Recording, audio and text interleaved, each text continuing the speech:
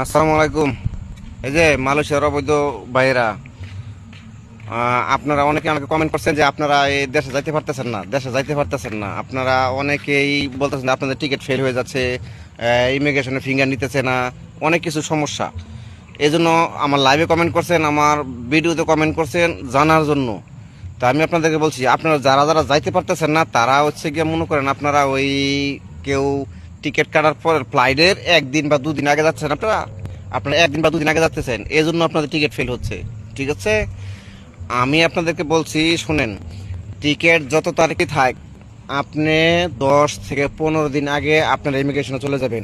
তা না হলে যদি একদিন দুদিন আগে যান তাহলে আপনাদের কি হবে, সিরিয়াল অনেক বড় থাকে, ইমিগ্রেশন সার্ভারের সমস্যা থাকে, নেটের সমস্যা থাকে, ওদের অফিসিয়ালি বহুত প্রবলেম থাকে।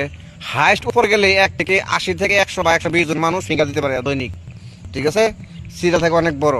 আপনার টিকিট কাটার পর আপনি যদি ফ্লাইটের একদিন আগে বা দুদিন আগে যান তাহলে আপনি একদিন দুদিন ফেরত আসবেন, তাহলে টিকিট তো আপনার যাবেই। মিনিমাম 10 থেকে 15 দিন আগে আপনার যেতে হবে, মিনিমাম 10 থেকে 15 দিন আগে আপনাদের ইমিগ্রেশনে যেয়ে ফিঙ্গার দিতে হবে। ফিঙ্গার দিয়া আপনারা এই স্পেশাল পাসটা নিয়ে আসতে হবে, এই টাবলটা নিয়ে আসতে হবে। স্পেশাল পাস মানে হচ্ছে টাবল। ঠিক আছে, এই কাজটা আপনারা করবেন। আর ভিডিওটা সবাই শেয়ার করে দিবেন যাতে সবাই শুনতে পারে, দেখতে পারে। ঠিক আছে। আর আমাকে একজনে বলছে, অনেকে বলছেন যে ভাই মালয়েশিয়া 26 সালে লোক আনতেছে, এটার কি খবর?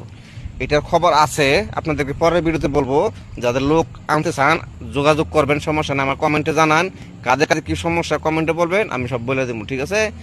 আর অবৈধ ভাইদের জন্য অনুরোধ রইল, আপনারা যারা দেশে না যাইতেছেন সাবধানে থাকবেন, চিপা চাপায় থাকবেন। ঠিক আছে, এখন খুবই সমস্যা মালয়েশিয়াতে, খুবই সমস্যা। কালকেও একজনকে ধরে নিয়ে, বহুত মানুষকে ধরে নিয়ে গেছে, ওই ঘোরা যেন ভিসা পারমিট সবই আছে, তারপরে নিয়ে গেছে। কারণ আমরা বিদেশি ভিনদেশি, বন্ধের সময়, এই বন্ধের তারিখের মধ্যে, এই বন্ধের সময় বাইরে ঘোরাফেরা যেন আমাদের নিষেধ।